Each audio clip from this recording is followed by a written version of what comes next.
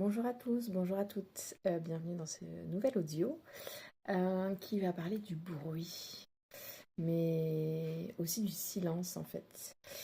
Euh, j'ai envie de vous partager une réflexion qui me suit depuis toujours. Euh, et depuis, plus les années passent et plus en fait elle devient forte. Euh, j'ai l'impression en fait que nous vivons dans un monde qui fait énormément de bruit, qui brasse beaucoup d'air, qui parle pour parler euh, tout le temps. Et le plus étrange, en fait, c'est que nous avons fini par prendre ce bruit comme une référence, comme si ceux qui parlaient les plus forts étaient forcément ceux qui avaient raison. On le voit souvent dans les discussions, je pense que voilà, vous allez voir l'image voilà, dans les repas de famille où, euh, où les échanges peuvent être, on va dire, virulents, houleux. C'est toujours à celui qui va le crier le plus fort pour imposer sa voix et pour dire qu'en fait, ben moi je crie plus fort que toi, donc et c'est moi qui ai la vérité. Et, euh, et en fait, bah, le bruit est devenu une norme un peu, j'ai l'impression. Aujourd'hui, tout le monde donne son avis, surtout, tout le temps. On a bien vu sur les différents épisodes sociétaires que nous avons vécu depuis 6 ans que voilà. Et en fait, les réseaux sociaux nous exposent aussi en permanence à des opinions, à des méthodes, à des stratégies, à des vérités. Et à force d'exposition, en fait, quelque chose se produit. Nous commençons vraiment à croire qu'une idée est vraie simplement parce qu'elle est répétée. Euh, Alors que ce sont deux choses complètement différentes. Une idée populaire n'est pas forcément une idée juste. Et je vous avoue que moi, j'aime pas beaucoup en fait les gens qui je le dis souvent, hein, porte une voix collective. Ça m'agace, ça me dérange, parce que je sens que derrière cette voix euh, d'une opinion collective, en fait, il n'y a pas eu de questionnement, il n'y a pas eu de raisonnement, il n'y a pas eu d'introspection de savoir si c'est vrai ou si c'est pas vrai, ou même si c'est vrai, est-ce que, euh, est-ce que ça m'appartient, est-ce que je suis d'accord avec ça, en fait. Parce que j'ai juste envie de dire à la personne qui est en train de me parler, mais toi, qu'est-ce que tu penses, toi, en fait? Et souvent, il y a un peu un moment Là, pour le coup, le silence, ce qui est cool, parce qu'on arrête un petit peu de dire de bêtises, mais c'est surtout un moment d'étonnement, de choc, parce que du coup, ah mince, oui, effectivement, moi, qu'est-ce que je pense, en fait, de tout ça? Une idée visible n'est pas forcément une idée intelligente en fait. Et une personne suivie n'est pas forcément une personne compétente. Parce que ça aussi, c'est à vomir sur les réseaux, à vomir. Je suis désolée du terme, mais c'est à vomir. C'est devenu, en 2026, euh, une vérité qui me laisse sans voix à chaque fois que je m'aperçois de ces choses-là. Parce que mais mon Dieu, si tu savais que, bah, en fait, ce qu'elle te dit, enfin, c'est des bêtises, en fait. Enfin, elle a aucune preuve, alors je pourrais pas non plus dire scientifique, mais elle a aucune étude, elle a aucun bagage assez pertinent pour avoir on va dire, l'acceptation de dire ce genre de choses. Mais bon, vu que la parole est à tout le monde, ce qui est normal, hein, mais j'aimerais bien aussi qu'on filtre un petit peu les gens qui disent des choses pour ne rien dire et surtout qui disent des choses qui font plus de mal qu'autre chose et qui mettent à mal notre société. Mais bon, c'est à double responsabilité pour le coup. C'est les réseaux les réseaux sociaux en fait nous montrent une minorité mais on en prend pour la majorité. Donc c'est quelque chose qui me fascine moi personnellement, mais fascine pas forcément dans le bon sens. Mais les réseaux nous donnent souvent l'impression que tout le monde fonctionne d'une certaine manière. Donc tout le monde poste, tout le monde se montre, tout le monde voyage, tout le monde vend, tout le monde réussit, tout le monde fait plein de sports.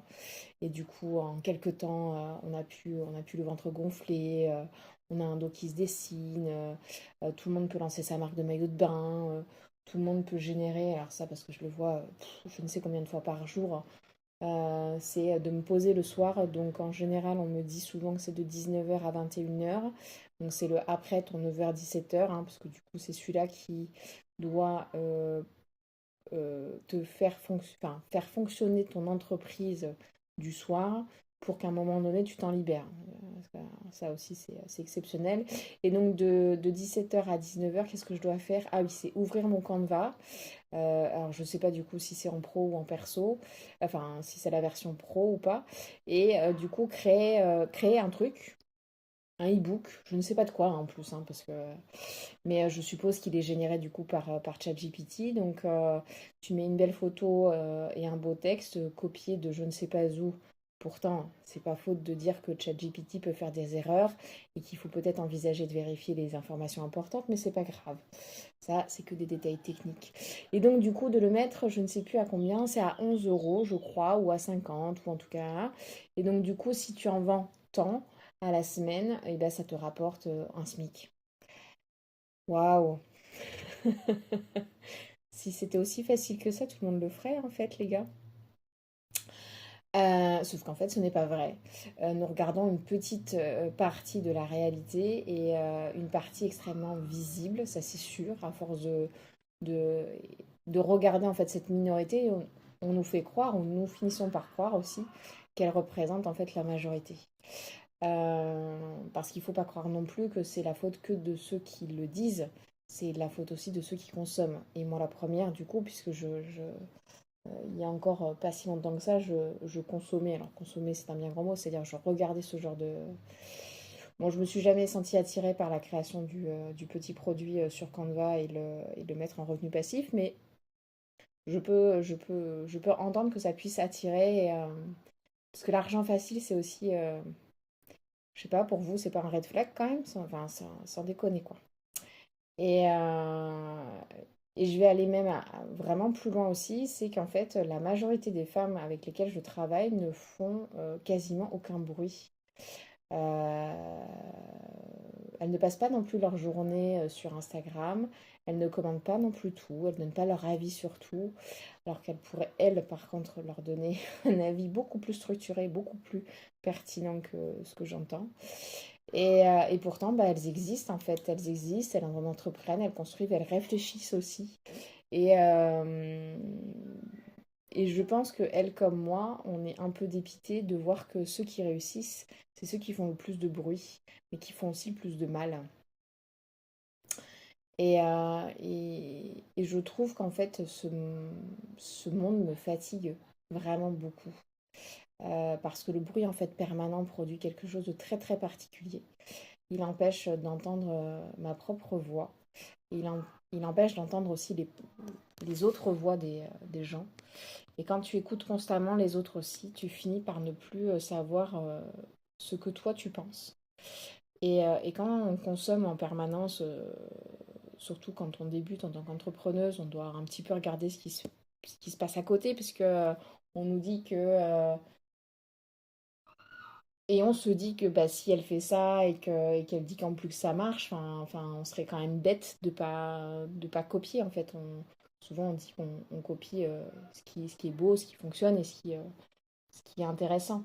On copie rarement pour le coup des idées, on va dire, qui n'ont pas fonctionné. Et donc du coup, bah, tu consommes quand même et du coup t'as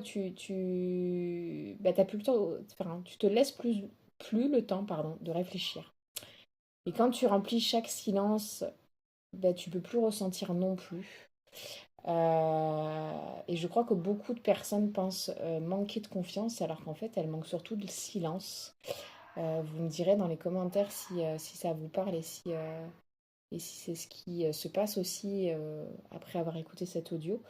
Mais moi, j'ai eu plus de prise de conscience et d'inspiration, de créativité et de remise en question et parfois de saut quantique dans du silence et dans du calme et dans du repos, avec une non-interaction avec l'extérieur, avec juste le retour à soi.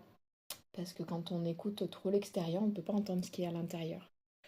Et j'ai l'impression qu'en fait, le silence est vraiment devenu un acte vraiment de résistance. Merci à toutes celles qui proposent aussi des retraites silencieuses. C'est d'ailleurs une idée qui m'est venue et je trouve ça hyper intéressant parce que c'est vraiment une des choses aussi que je fais comprendre à mes clientes, c'est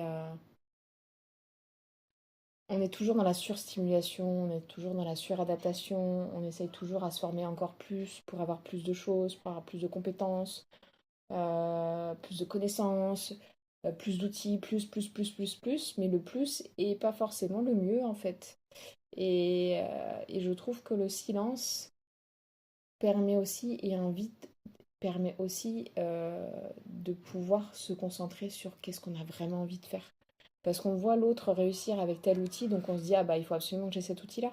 Sauf on n'a même plus le temps et on ne s'écoute même plus à savoir si ça nous correspond à nous. Et vraiment aujourd'hui, du coup, se taire devient vraiment presque un acte rebelle. Ne pas réagir immédiatement, ne pas suivre la tendance, ne pas donner son avis sur tout, prendre le temps de réfléchir, prendre le temps surtout de ressentir, prendre le temps de changer d'avis, prendre le temps de ne rien penser et ne rien faire. C'est devenu rare, mais tellement précieux. Et pourtant, c'est dans ces espaces-là que naissent les vraies convictions. Pas dans le bruit, pas dans la vitesse, pas dans la réactivité et la réactionnalité permanente. Euh, je crois que Enfin, je crois pas que nous ayons besoin de plus d'informations. Je viens de vous le dire, mais je vais le répéter. Je crois que nous avons besoin de plus d'espace entre ces informations pour intégration, pour les ancrer, pour interroger notre corps, savoir si c'est ok ou si c'est pas ok. Même si c'est pas rationnel, même si c'est pas logique, de ne pas être d'accord sur des choses qui, ben ouais, mais bon, c'est comme ça, c'est comme ça. Mais pourquoi c'est comme ça, en fait? Enfin, qui a dit que ça devait être comme ça, en fait? Vous avez sûrement dû entendre cette expression. Bah, de toute façon, c'est comme ça, donc c'est comme ça, hein. Puis j'ai toujours fait comme ça, donc... Et donc, du coup, c'est immuable, et donc, du coup, c'est assez figé. Et voilà, je pense qu'on a besoin de plus d'espace, on a besoin de plus de silence, de repos, de recul, euh, de ressenti. Parce que c'est dans ces moments-là qu'on peut retrouver quelque chose qui est essentiel.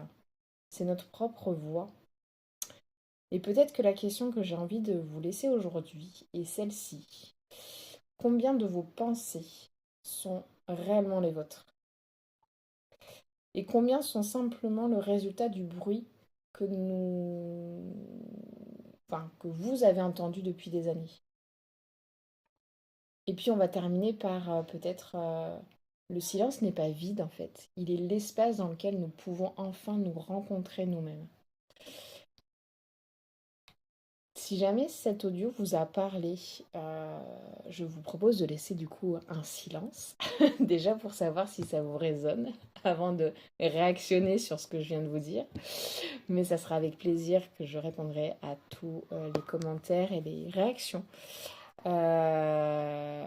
Si jamais vous pensez qu'il y a quelqu'un qui a besoin d'entendre cet audio pour justement, on va dire, peut-être revenir à soi et écouter un peu plus ce que sa petite voix interne lui dit et lui crie, peut-être depuis très très longtemps, mais qu'il ne s'écoute pas.